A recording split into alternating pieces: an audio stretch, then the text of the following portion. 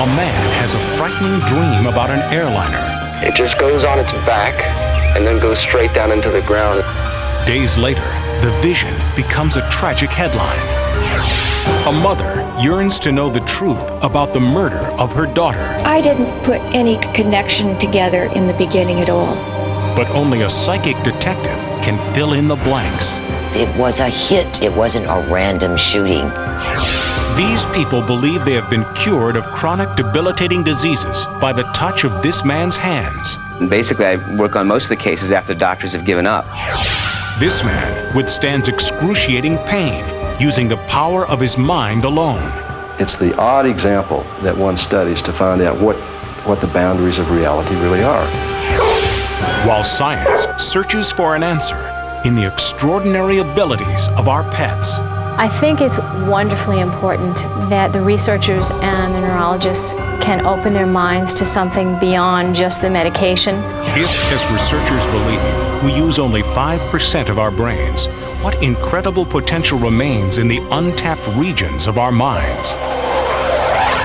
Hello, I'm Tim White. Explore the truth about psychic experience in this special report from Sightings.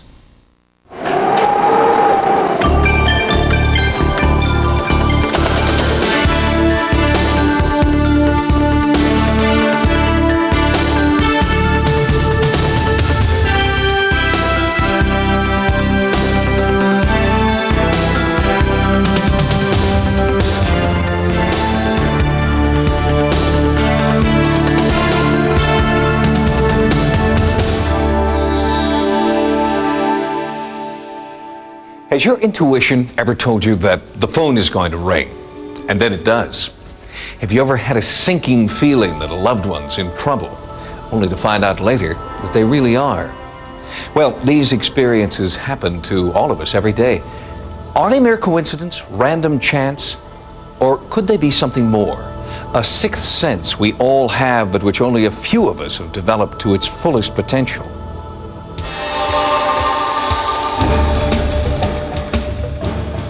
Ancient ritual and tribal ceremony. This is the traditional domain of the psychic experience. Firewalkers use mind over matter to withstand the blistering heat of red-hot coals, searing the soles of their feet. In a Bengay ritual, men stab themselves with razor-sharp knives but do not bleed. In a mind-altering trance, these monks experience mystical visions. These are the images we associate with the extraordinary powers of the mind.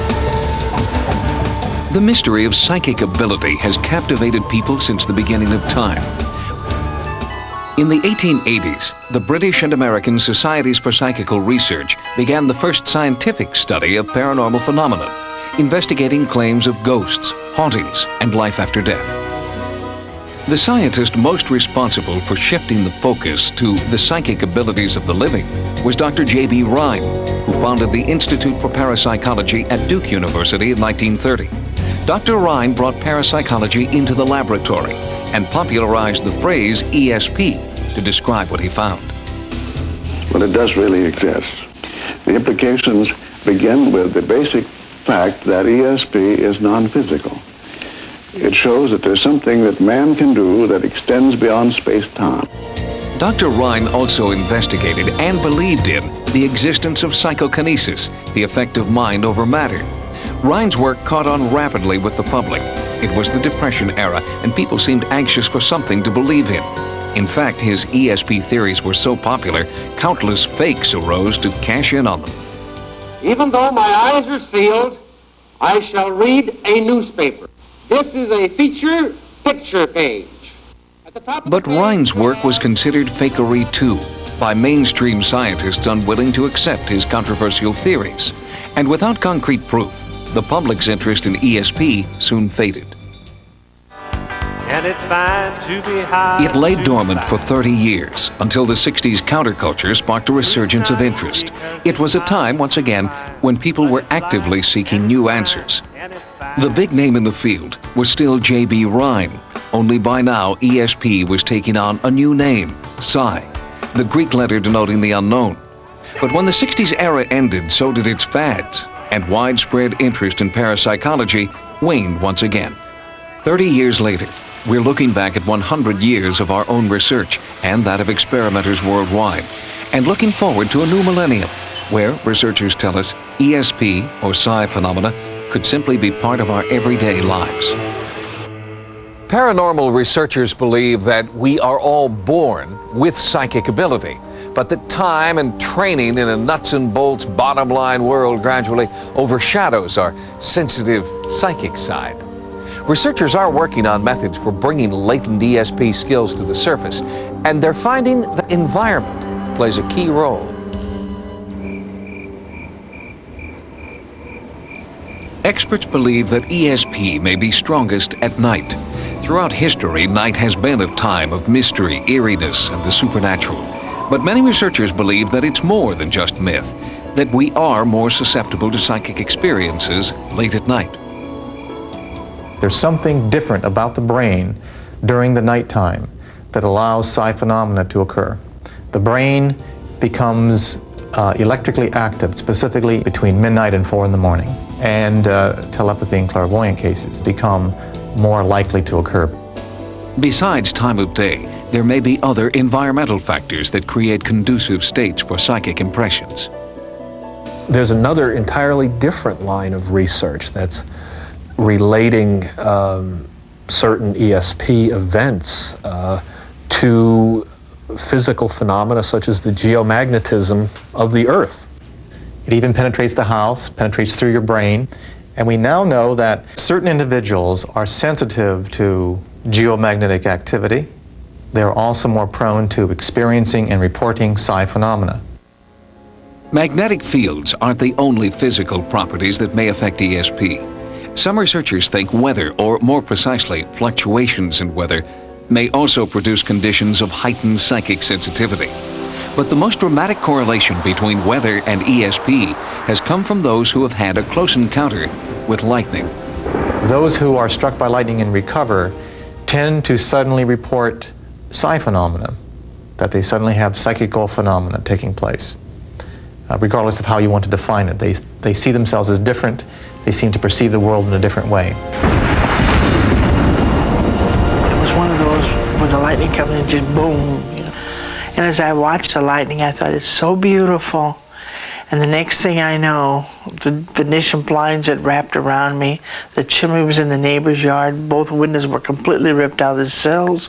The bed I was in was on fire, and lightning had struck our home.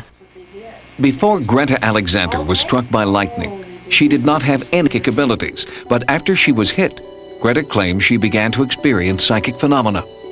After that, I began sensing and knowing and feeling. I was crying and pacing the floor because I kept seeing pictures and hearing things and knowing things. I would know when my parents were coming. I would know when he was going to sell a policy. I would know about the children. When you have a lightning strike and that kind of current induction, that certain neurons within the brain are damaged, and the regrowth basically restructures, rewires the brain, specifically in the deep temporal lobe, which allows you to perceive things and have properties that are quite different than before. It took time for Greta to accept her newfound window on the psychic world, but once she did, she became famous for sharing her powers with others, at first through readings and consultations. Later, as her understanding of her skills grew, she began conducting psychic medical diagnoses. Now, your legs have been bothering you a little bit. Here, or your limbs, here. They always have. Okay, because cancer is easier for me to recognize. Heart disease is very easy for me to recognize. Gallbladder, stomach. But I feel that I am not a physician. I will speak with their physician, and then I will tell him, and then he then can do the sophisticated tests. She not only claims a very high success rate with her diagnoses, in some cases she will even attempt psychic healing. I feel that what the mind can conceive, the body will achieve. And the brain is in a constant process of knowing. We have not scratched the surface of what the mind can do. Whether or not Greta Alexander has extrasensory perception, a fateful lightning strike 30 years ago did change her life forever, triggering abilities Greta feels we all have. I think they're abilities. Everybody's got it. Everybody can play chopsticks. I can just happen to play Chopin. Perhaps the most dramatic example of the psychic experience is when someone makes a prediction and then it comes true. Parapsychologists call it precognition. In 1979, David Booth, a man who, unlike Greta Alexander, did not consider himself a psychic, had a series of recurring nightmares. In his mind's eye, he saw a crash, an inferno, death. And then he saw it on the evening news.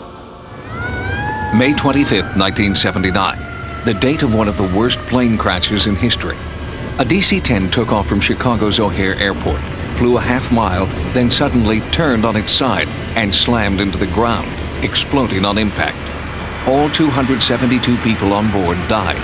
But perhaps the greatest tragedy of all was that it could have been prevented, because this deadly crash happened exactly the way one ordinary man had dreamed it would. The important thing here is that this is one of the few cases, the only one I've ever known about, where somebody who had a dream came and told somebody in authority or in advance instead of after the fact. That man was 27-year-old David Booth, a rental car manager from Cincinnati, who kept having the same disturbing dream. On the morning of May 16th, I had a dream, and I look up in the air, and there's this great big jet, and it wasn't making the noise that it should. It starts to turn with the wing going up in the air, and it just goes on its back and then goes straight down into the ground, and it explodes. I can't even describe the type of explosion that it was, and the terror, just that instantaneous terror that just struck me right then. In his dreams, Booth always saw the logo of one specific airline.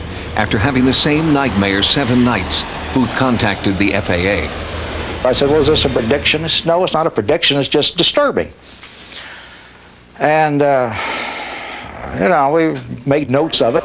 You couldn't just arbitrarily ground an airline because somebody dreamed of something. On Friday, May 25th, that was the 10th night that I had the dream. I woke up. All the emotions that I had been having were still there, except I knew that was it. That was the last time that I was going to have the dream. Then that afternoon, a DC-10 crashed in Chicago, and it had turned, and it was turning back. There were some discrepancies, but there was an awful lot of similarity as to what happened on that Friday afternoon. David Booth's worst nightmare came true, and it was amazingly accurate. He had correctly predicted the name of the airline, the model of the plane, the way it would turn on its side. He'd seen the right engine fall off as the plane fell from the sky and burst into flames. Dreaming and real life were now one. I was trying to blame myself, where he was saying, that was, it was something that, I didn't have to do. Since this interview, David Booth has kept his life private. He has made no more public predictions. What you've got to understand is that while Mr. Booth had a dream that had a remarkable prediction, if you will, there was not enough of a prediction to say what, where, when, why, or how. And there was nothing that could be done. And you couldn't take government funds and chase somebody's dream with them. The airline David Booth dreamed about was not grounded because our government does not believe in the reliability of precognition. It's an attitude that's widespread among many organizations and professions, and nowhere is psychic ability more reviled than in the mainstream medical community. The psychic in psychic healing doesn't refer to storefront psychics or fortune tellers we're bombarded with. In healing, psychic means the powerful roles the mind and spirit play in making us well. Since earliest recorded history, it has continued to coexist with mainstream medicine. In primitive cultures, shamans are the sole healers in their community. They are selected, not schooled, to perform ritualistic medicine. Their powers are bestowed on them during ceremonial circles, in which they make sacrifices to the spirits. Once they achieve their altered healing state, they call to their faithful flock to come to them for a cure based on belief in the benevolent forces of the unknown. While these rites still exist around the world, this type of psychic healing seems naive to our more sophisticated culture.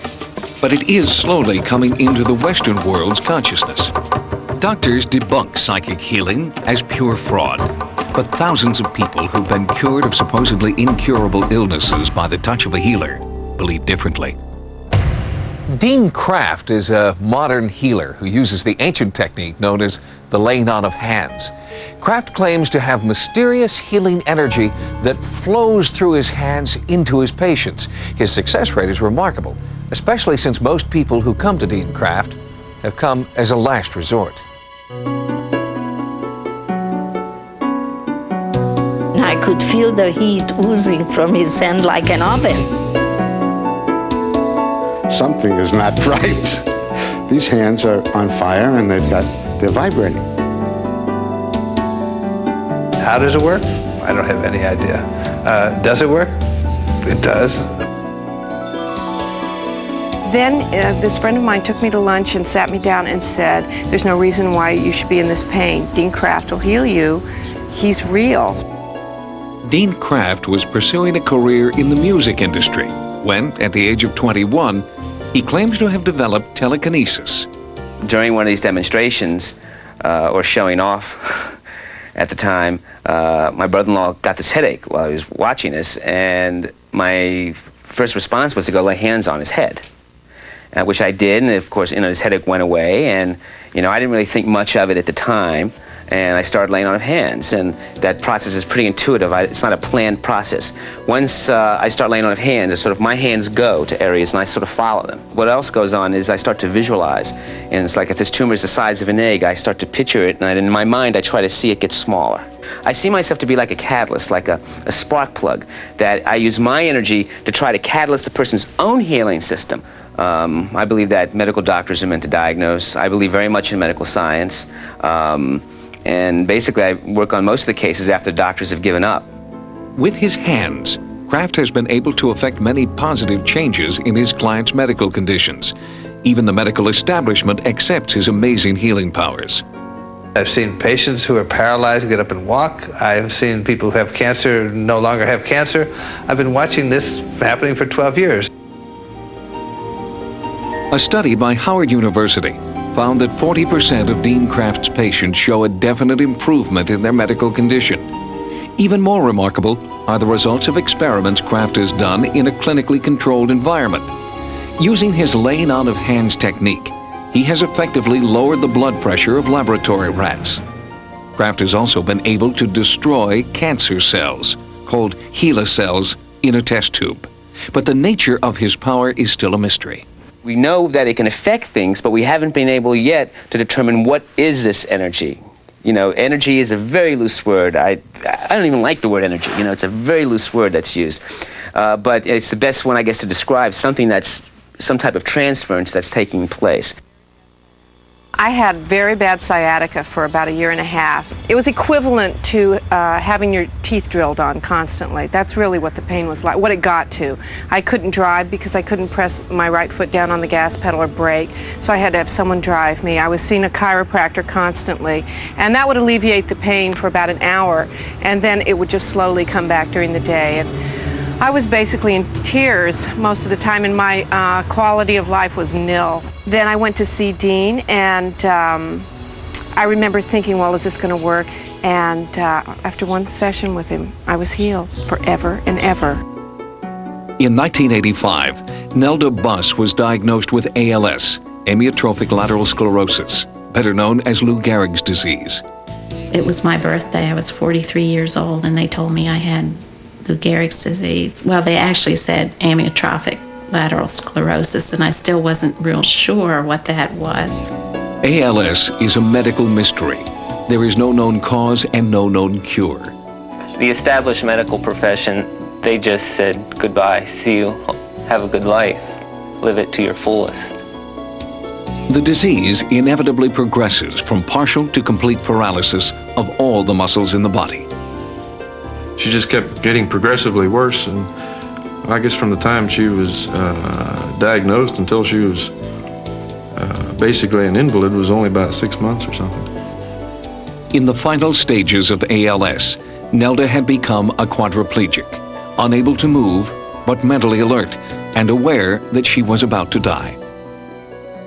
I gave away most of my good clothing that I had, and I had my dress all picked out for what I was to be buried in. Then Nelda heard about Dean Kraft. And it was just such a relief to talk to him. I said that the doctors say there's no hope, and he said, well, that's not always true. Kraft did his laying on of hands for 3 months, and then they had a small but significant breakthrough. In May, Glenn was showering me and I could move my toe, and that was so exciting. After her toes, Nelda slowly regained movement in her fingers, then her back muscles. Soon she could control her hands, then her arms and her legs. Nelda worked very hard on her own physical exercise regimen, in addition to treatments from Dean Kraft. Her family videotaped her progress over the course of a year. It's wonderful to see her and her family being together and enjoying life together. Words cannot express the feeling that one has when this happens. Okay. How's that? Everything has changed. She's back and she's doing more than she ever did before. I mean, it's great to have a mother. As doctors begin to open up to the possible benefits of psychic healing, other professionals are following suit. Police and law enforcement authorities are now beginning to allow psychic detectives to provide clues in unsolved cases. Psychic detectives have played an important role in the still unsolved murder of 18-year-old Caitlin Arquette. She was gunned down behind the wheel of her car in Albuquerque, New Mexico in July 1989. At first, police believed Caitlin was the victim of a random act of violence. But as investigators delved into the case, they soon realized there was nothing random about this murder. Even the most seasoned detectives were stunned by the strange twists and turns in this case. Psychic detectives provided intriguing leads, and eeriest of all, what appeared to be Caitlin's own attempts to reach out from the grave with information about her murderer. Crucial details allegedly from beyond directly paralleled those in a murder mystery written by her own mother. Under the pen name Lois Duncan, Lois Arquette is a successful mystery writer whose novels are filled with intrigue and terror. But there was no greater horror for Lois than discovering an uncanny link between details of her daughter's death and one of her own novels. I didn't put any connection together in the beginning at all. It wasn't until one thing after another began to occur that I suddenly realized that I had more or less written the story of our own true life horror story. In Don't Look Behind You, I based the personality of my heroine April upon Kate. April was chased by a hitman in a Camaro. That book was published in June 1989, and in July 1989, Kate was chased down and shot to death by a triggerman in a Camaro. The most shocking thing of all to us was that when we read in the police file the Hispanic man who was arrested, his name was Mike. Everybody called him Vamp. And in Don't Look Behind You, the hitman who chased down April was named Mike Vamp. As police probed Caitlin's brutal killing, they discovered the young woman had a secret life centered around her boyfriend, an alleged gang member believed to be involved in illegal activities. But investigators were unable to establish a direct link between either the boyfriend or his gang and Caitlin's murder. With the police department at a dead end, in desperation, Caitlin's mother turned to local psychic Betty Minch. I rang the doorbell, and this middle-aged woman answered the door, and I looked at her. I had an instant feeling that I knew her. It wasn't that I'd met her. I had invented her. She was physically identical to Ann Summers, the psychic detective in my book, The Third Eye. Betty Minch considers herself a bridge between the living and the dead. Minch claims she can pick up messages telepathically while in a meditative trance, channeling the words of the dead through the keys of her typewriter. Usually I get a lot of color moving in my head. Then out of that, sometimes there will come maybe an image. And that's when the words seems to want to start pouring into my head. It was a very clear contact with Caitlin. She was right there. We had the idea that Caitlin was in some kind of trouble, that there were other things going on that the family wasn't quite aware of. Amazingly enough, it appeared that Caitlin was conducting her own murder investigation from beyond the grave. Some of the messages Betty Minch claimed to be receiving provided police with important new leads. Investigators soon received an anonymous tip from someone who'd seen one of the Crime Stoppers posters the Arquette family had placed around Albuquerque. Arrests were made that proved psychic Betty Minch had been dead right. She told us that the people who were arrested would have been driving a lowrider car. There would be 2 men in the front seat, 1 in the back seat, that there would be no eyewitnesses, but that arrest would be made because the men would be heard bragging, that our best help might come from somebody in the media, and she identified who that person would be, an investigative reporter named Mike Gallagher. But there was insufficient evidence to hold the 3 suspects, and they were released. Desperate for more evidence, Lois contacted Noreen Rainier, a well-respected psychic detective from Maitland, Florida. Working with a police scout, Rainier attempted to create a drawing based on impressions she claimed to be receiving from Caitlin. I have to get their scent. I have to pick up their vibes. And somehow something personal that was on at the time of the crime gives me more information. I can pick up the scent of Katie psychically. During Noreen's session, Lois listened in on the phone from 900 miles away. I was sitting in Albuquerque knowing that Noreen was doing this, and I knew what the alleged trigger man looked like because he'd been arrested. I was trying to concentrate on Kate, and I was saying, tell Mother why you were killed. Was it a random shooting, as the police think, or was it something else? Send me a symbol, send me a message through Noreen Rainier. And the picture Noreen sent me was a sketch of Mike Vamp, the hitman in Don't Look Behind You, exactly as he appeared on the jacket of the British edition of that book. Everything was there, even the little scar between the eyebrows. It's like seeing something had been copied from the jacket. And I just started to shake. I couldn't stop shaking. Lois was shocked. Caitlin had been the only member of the Arquette family to see the new book jacket of the British edition. I just was very confused when she was telling me I got some man on a book jacket. I'm saying, what are you talking? But then it made sense. Kate was telling us it was a hit. It wasn't a random shooting. It was a planned killing. It wasn't random. And that's what we needed to know. Even more startling is a tape recording Noreen made as she supposedly channeled Caitlin's own description of her final hours. It's Noreen's voice, but Caitlin's words. I'm meeting somebody at a shopping center with a C in it. I went up the hill towards the north to that big place up there, to this, I want to call it the Desert Castle. There's just an important person there that I'm not supposed to know is there. I saw things that I shouldn't have seen. They had to make sure that there was no way I would ever talk. And this was a way of silencing me. My crime that was committed against me was to silence me. I'll never be silenced.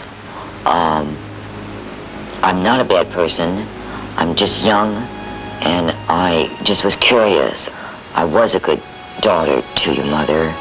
I told you almost everything. Almost. The incredible revelations from psychics Minch and Rainier prompted Lois to write Who Killed My Daughter? And while the police have not yet solved Caitlin's homicide, Lois is encouraged by one psychic message Betty Minch believes she received.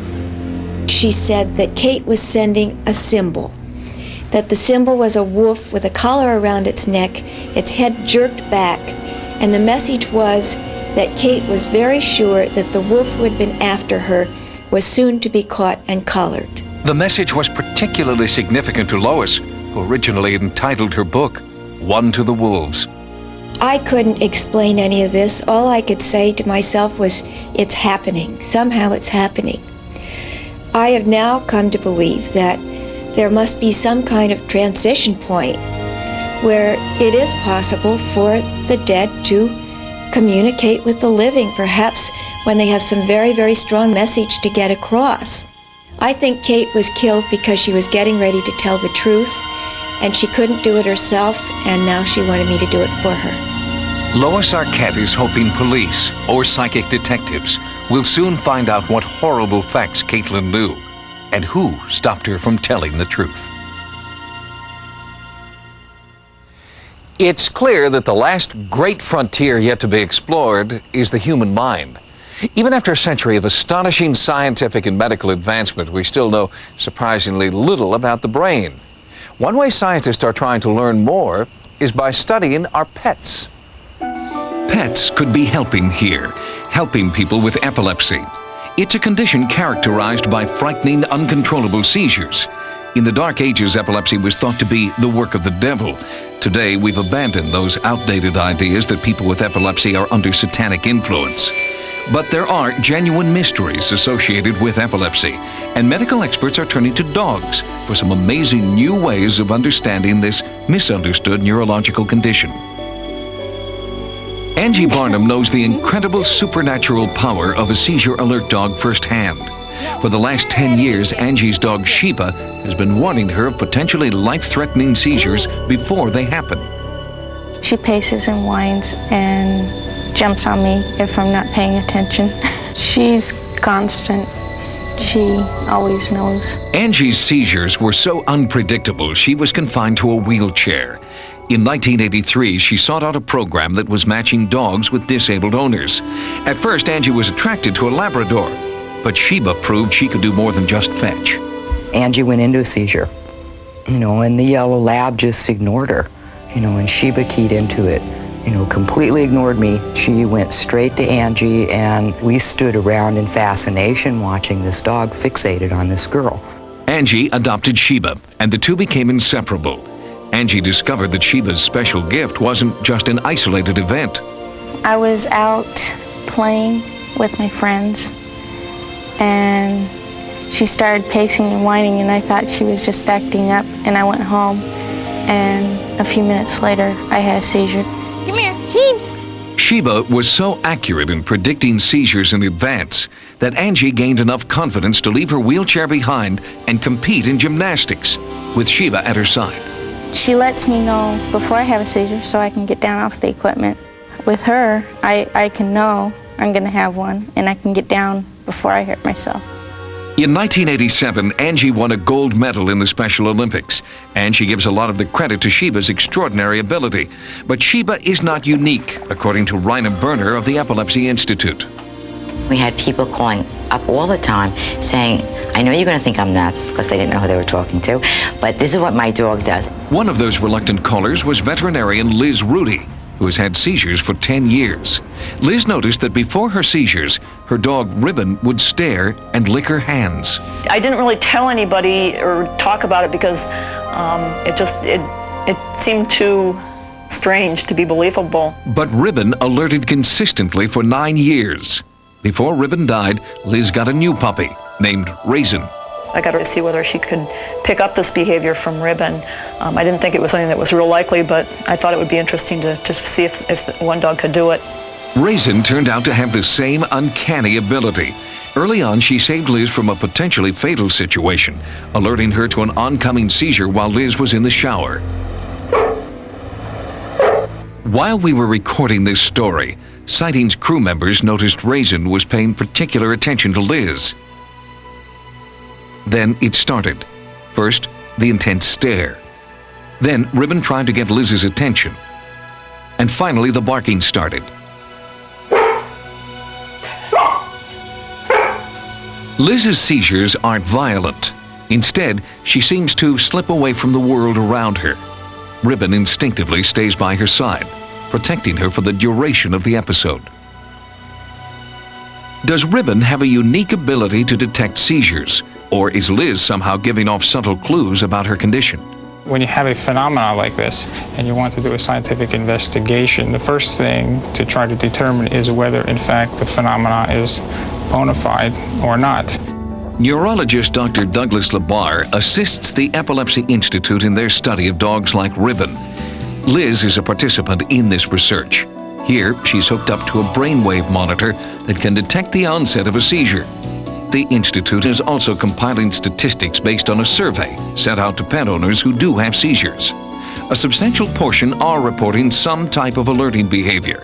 Some experts speculate that the dogs are detecting seizures through their acute sense of smell or by their acute awareness of certain body movements in their owners. But then why is it that only certain dogs seem to have the ability to detect seizures? Animal behaviorist Peter Borschel is studying the phenomenon.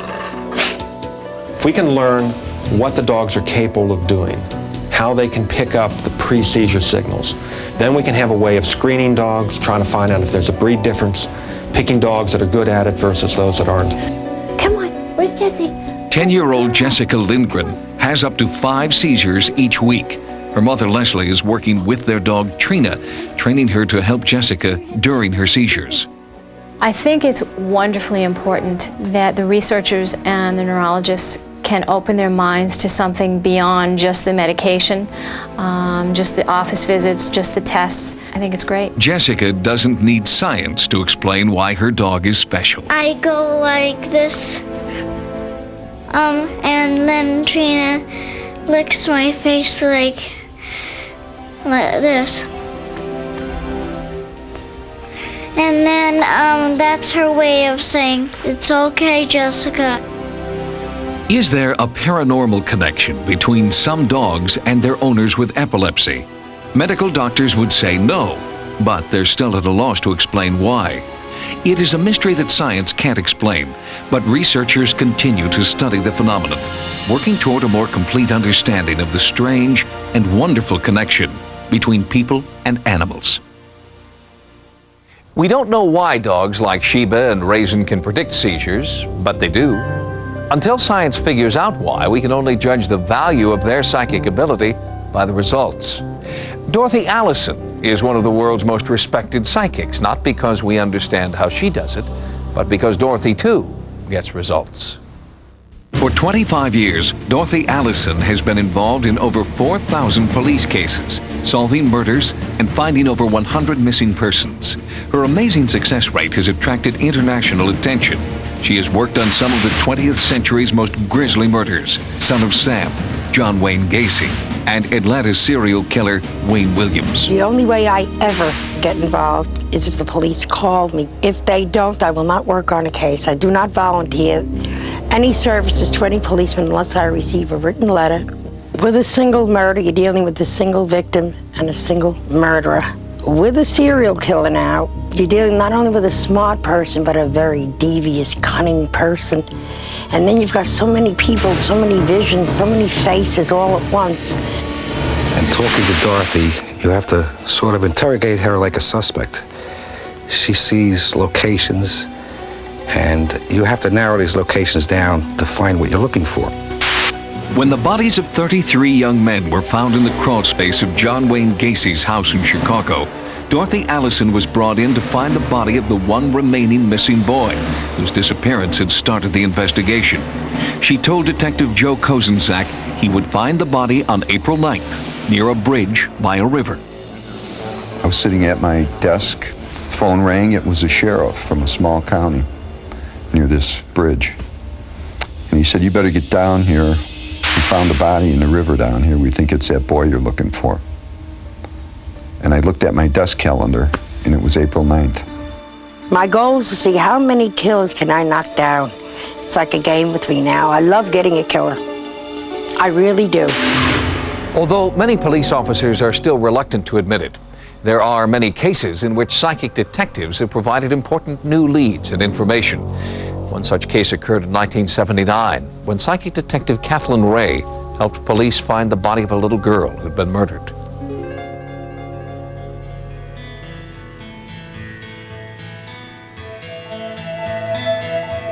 Fresno, in the heart of California's fertile Central Valley. It's a place where you can still find tranquil family farms, but it's also a place where tragedy has struck. On February 3rd, 1979, 8-year-old Victoria de Santiago, her sister Eva, and their dog all vanished. What really happened that day is still just speculation. The girls were last seen together at a neighborhood store. The counterman said that he remembers the girls coming in and he told them to go out because they couldn't bring the dog in. They may have been abducted outside. What we figured is that perhaps whoever this individual was there in the parking lot. Perhaps a stranger grabbed the girl's dog and used him to lure Victoria and Eva into his car. One day later, 3-year-old Eva was found. Victoria and her dog were still missing. She was a very beautiful little girl. She was always very protective of her sister. She said that her sister told the man to let her go and that she would stay, and just to let her, not to hurt her sister, and to let her go. And I just always remember that. And so from that, I know that she was just a very good person. The police exhausted all leads. Days, then weeks passed with no new clues. No witnesses came forward. And in my sleep, I was dreaming about what can I do? What other avenues can I go? And it came to me in the dream. I mean, I sat right up, and her name was Kathleen Ray. Kathleen Ray is a psychic detective. She uses the powers of her mind to help law enforcement solve crimes. She claims she can see missing children, bodies, criminals, and for the past 20 years, she's been remarkably accurate. Kathleen Ray has gained a reputation for accuracy, even among skeptics.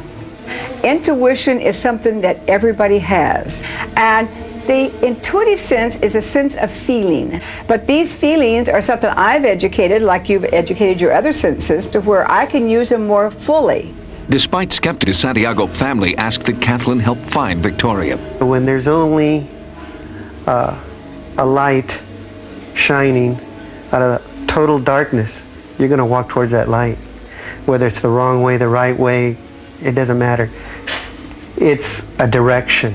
I was told that a psychic was being brought in and I was going to fly to San Jose to meet this psychic. And I thought, I'm going to fly up there and I'm going to meet this lady wearing gypsy clothes. She's going to take me into this house. We're going to burn some incense. We're going to rattle some bones. She's going to throw some dust around in the air and tell me something that's totally irrelevant to the case. I am not doing what you see in these great, what I call horror movies. I don't suddenly grab my head and fall down and say, oh, they hit me in the head, or oh, this poor person's been stabbed.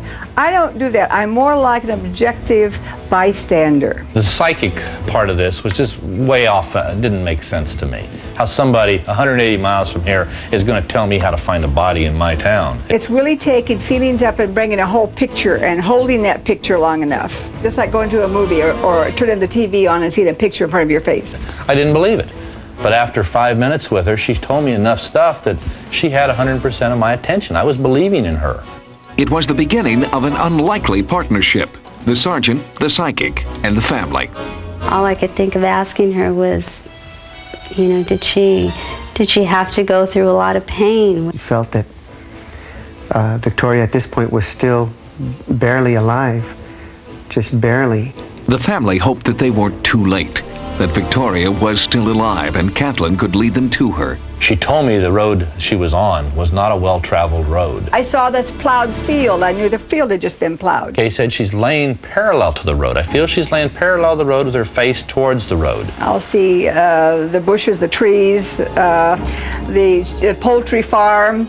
Kay said that when I found the body, there would be chickens. She said, I get chickens around the body. Chickens, chickens, chickens. There has to be a farmer whose name starts with an S. There has to be a street that starts with an L. There has to be a windmill. After my interview with Kay, as I was walking out the door, and I'll never forget this, she stopped me, she grabbed my arm, and she said, Tim, find the dog and you'll find Victoria. Back in Fresno, pursuing conventional leads, Sergeant McFadden's partner, Detective Popejoy, found the dog. Detective Popejoy was at the house where the dog was found. He verified it was the dog. So I asked Detective Popejoy, I said, well, are there chickens out there? So I asked the farmer there, I said, is there a poultry ranch here? He said, yes, just south of here, about a quarter of a mile, there's a abandoned poultry ranch. Detective Popejoy, he got the call on the dog, and he came out here and talked to the farmer that found the dog, and he found it down here a little ways and brought it back to this house. And when I was talking to him on the phone, he said there was no windmill. It was a situation that I'll never forget as long as I live, was him on the phone to me, and we are talking about this windmill, and I'm telling him there's no windmill here, and the landowner standing behind me said, oh yeah, you just walk by one, it's in the front yard. As I'm telling him things that should be there, and he's confirming these back to me that Kay said would be there, I'm getting higher and higher. And wow, this gal does know what she's talking about. We immediately called for officers to respond, and it was from him telling me what she saw 145 miles away. The police dispatched a search team that had been briefed on Kathleen's psychic visions. The L, they were on Leonard Street. The S, it was on the mailbox, the first letter of the farmer's last name. And by the side of the road, they found Victoria. Her naked body was in an irrigation ditch under the largest tree in the area, all as Kathleen had described. Victoria had been sexually assaulted, then left to die. She had been killed like an animal, and she was still alive, in a coma, suffering right there in the little trench. And Kathleen Ray found that, as she described it, to the T. After the body was discovered, Kathleen returned to her home in San Jose, and the police continued to search for Victoria's killer. But 13 years later, the murderer is still at large. Sightings has brought Kathleen Ray back to Fresno, back to the place where Victoria's body was found, to get new psychic impressions. When I go to the man that did this, he has stubby hands, and their hands of a laborer. I don't feel like he's here anymore. I want to go further south to a town start with an S, and that he's working down there now. This man is not very tall. I would say, maybe 5'9". I feel this man has killed another child since then. There is a wife or a girlfriend he goes back to at times, and I feel like it's probably a wife, and he's not with her all the time. And she's frightened of him. I know she knows he's violent. He can be a very violent person. And had we had a drawing of him like I can do now with the police artist, she'd have recognized him on television. If you believe Kathleen Ray, this is a charcoal drawing of Victoria de Santiago's murderer. He killed Victoria, and Kathleen believes another child since then, and he's still out there. I believe it could be solved. Somebody out there, somebody somewhere has got to know more about this, but they've never come forward. Although Kathleen's work in this case proved to be extremely accurate, cases like this are the exception, not the rule. And the use of psychics in police investigations is still not accepted by many departments around the country. Kathleen Ray's case was one of those cases, and the hits were so specific, and the data checked out all the way down the line, from the reporters to the psychics themselves, to the families of the victims, to the police. It was rather unnerving. But for the de Santiago family, a psychic detective made a difference. The discovery of their daughter 13 years ago has brought the family a small measure of peace. Thank you, God. Thank you for finding Victoria's body.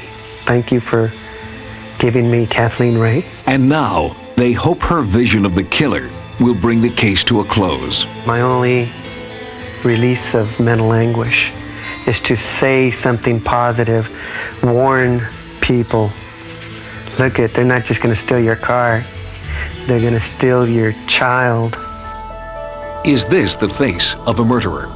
Kathleen Ray sees him in her mind's eye when she thinks of Victoria, and hopes that someone, somewhere, will come forward with the truth.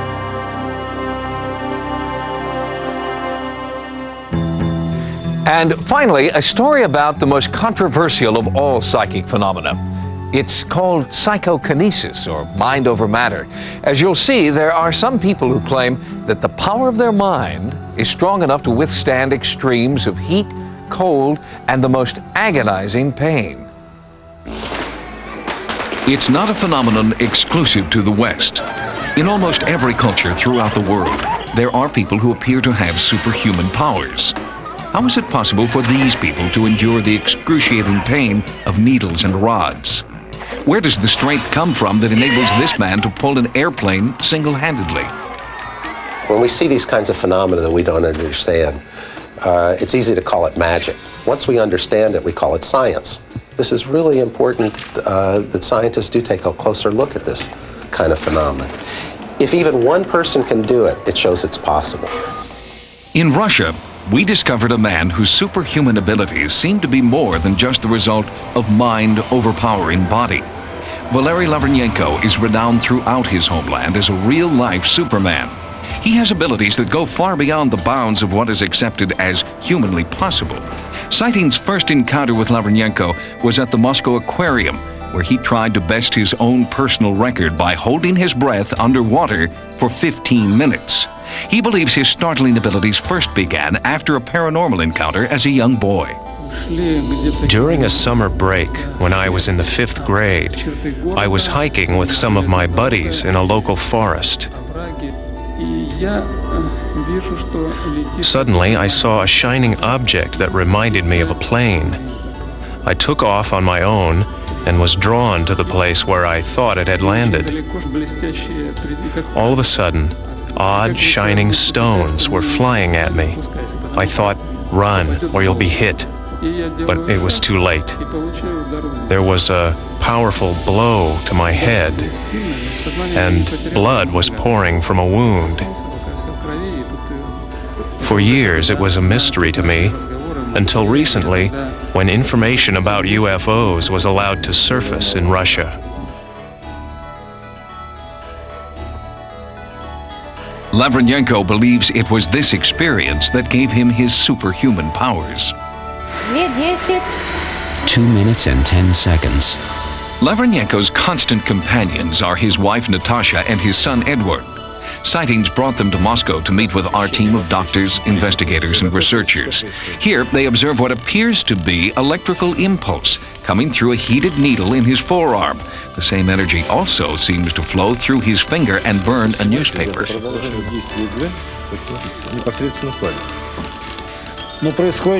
It's coming out not from his nail, but from his finger, from the depth of his body.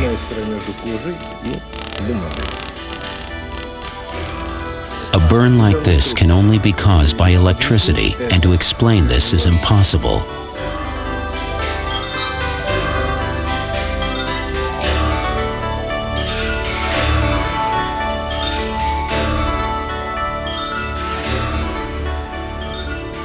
$4:50. 4 minutes, 50 seconds. On the outskirts of Moscow, at the central train depot, Lavrenyenko agrees to demonstrate another feat of strength and endurance. It was hard for our investigators to believe that one man could pull a 30-ton train up an incline. But they were even more astounded to see how he planned to pull the equivalent of nearly 60 tons of weight. It was a feat no one in our team had ever witnessed. A warning: the following is not for the squeamish, and Sightings cautions that no attempt should be made to duplicate this experiment in any way.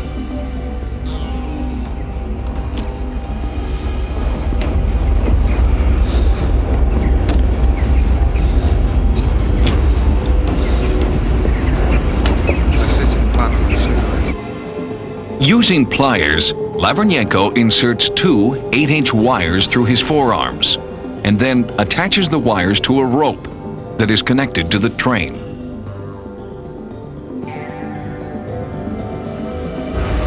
At first, he is unable to move the train. The pressure on his forearm should rip the wires right through his skin, but the wires hold fast.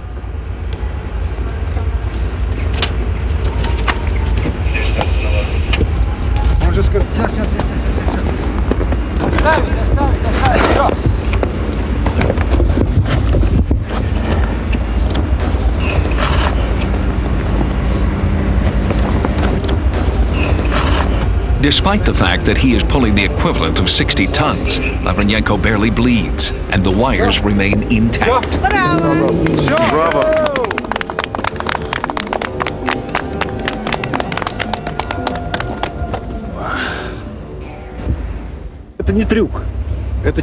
This is not a trick, it's a miracle. From the standpoint of a surgeon, what just happened cannot happen with an ordinary man.